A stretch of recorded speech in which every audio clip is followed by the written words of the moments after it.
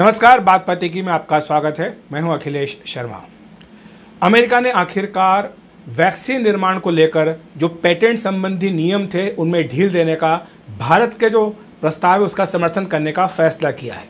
आपको बता दें कि ये एक बहुत बड़ा कदम है और पूरी दुनिया की आबादी के ऊपर इसका एक बहुत बड़ा असर होने जा रहा है।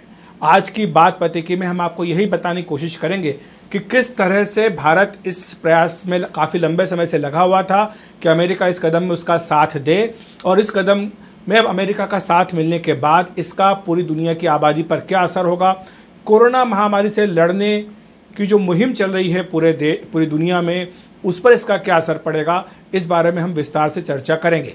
आपको बताएं कि भारत और दक्षिण अफ्रीका समेत 57 देश दुनिया के ऐसे हैं जो WTO यानी विश्व व्यापार संगठन से लंबे समय से ये मांग कर रहे थे कि जो कोविड की वैक्सीन है इनको बनाने में पेटेंट संबंधी जो नियम है उनमें टेम्परेरी जो है ढील दी जाए, यानी अस्थायी रूप से ढील दी जाए।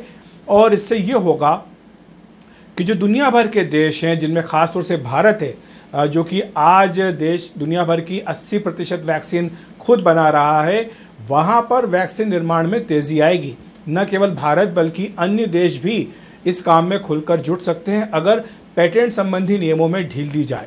आपको बताएं कि ट्रिप्स, जिनको कहते हैं trade related intellectual property rights, ये बहुत कड़े नियम हैं WTO के, और ख़ासतौर से फार्मा कंपनियां इस पर अपना पूरा जी जान लगा देती है। तमाम तरह के राजनीतिक कूटनीतिक दबाव का इस्तेमाल किया जाता है कि किसी भी सूरत में पेटेंट नियमों में ढील ना दी जाए, क्योंकि उनके लिए मुनाफा सबसे बड़ी चीज़ होती है। और मुनाफा कोई ख़राब शब्द नहीं है, मैं आपको स्पष्ट करना चाहता हूँ। मुनाफा कोई बुरी बात नहीं है कमाना, क्योंकि अगर आप मुनाफा नहीं कमाएंगे तो भविष्य में जो आने वाली बीमारियां हैं उनसे लड़ने के लिए आप रिसर्च, डेवलपमेंट, प्रोडक्शन, मैन्युफैक्चरिंग आप ये नहीं कर पाएंगे।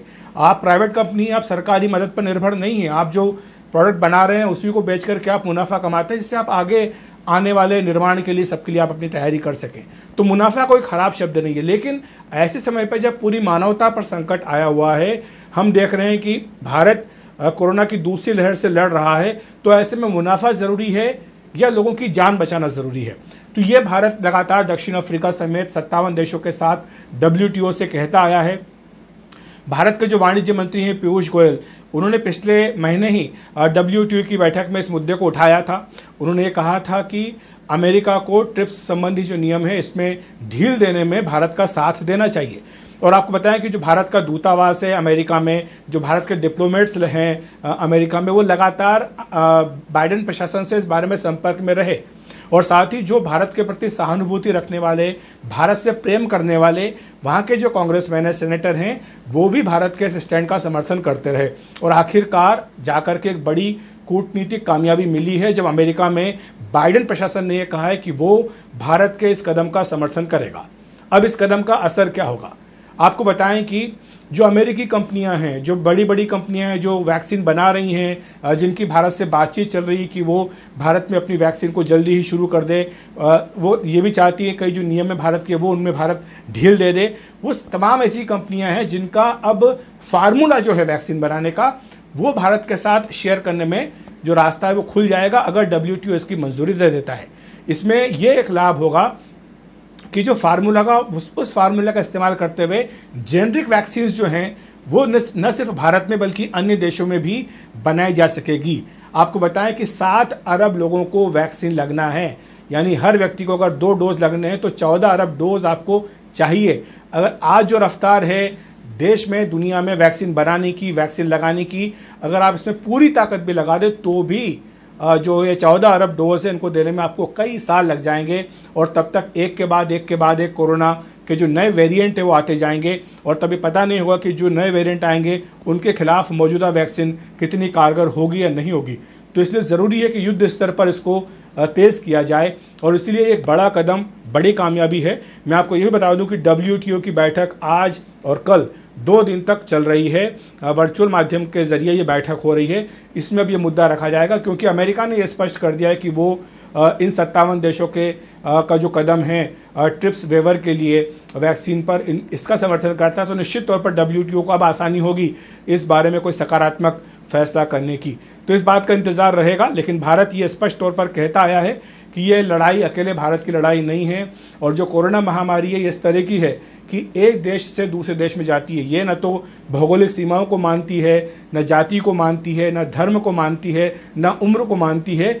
ये एक जगह से दूसरी जगह तेज़ी से जाती है। भारत में भी शुरुआत में ये चीन से और दूसरे हिस्सों से आई, उसके बाद जो वेरिएंट्स आए वो यूके वेरिएंट भारत में आया। अब भारत के अपने वेरिएंट की बात ये दुनिया भर में कही जा रही है। तो ये हर जगह जा जा करके अपने आप को बदलती है, और इसलिए वैक्सीन जितनी तेज़ी के साथ आप लगाएंगे वही इस लड़ाई में सबसे बड़ा कारगर हथियार है। मैं आपको बताऊं कि आज प्रधानमंत्री के साथ एक बैठक हुई है, तमाम वरिष्ठ मंत्री उसमें मौजूद थे, वैज्ञानिक थे।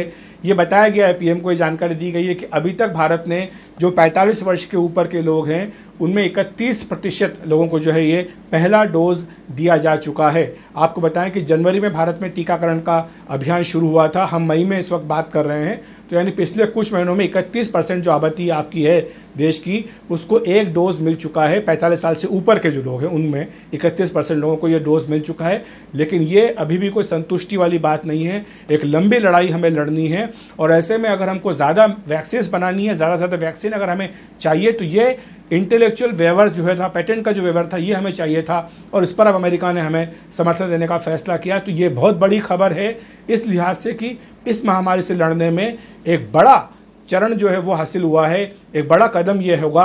और अब देखना होगा कि आगे WTO इस पर क्या फैसला करता है, और अगर ये विवर मिलता है तो उसके बाद कितनी जल्दी भारत समेत जो दुनिया के दूसरे देश हैं वो वैक्सीन का निर्माण शुरू कर सकते हैं। मैं आपको बताऊं कि फार्मा कंपनियां पुरजोर विरोध करेंगी इस कदम का। वो किसी भी सूरत में नहीं चाहेंगी कि जो उनका फार्मूला है वो दिया जाए, क्योंकि उनके प्रॉफिट को इससे नुकसान पहुंचता है। लेकिन आज मानवता के लिए, जो मानवता को बचाने के लिए जो लड़ाई चल रही है, उसके लिए शायद उन्हें झुकना पड़े। यही उम्मीद हम करते हुए आज बात पति को हम इतने ही समाप्त करते हैं। लेकिन ये उम्मीद करते हैं कि जल्दी इस बारे में कोई ना कोई फैसला होगा, ताकि इसका फ़ायदा उठाया जा सके और जो वैक्सीन निर्माण है उसमें तेज़ी लाई जा सके। देखते रहिए NDTV इंडिया।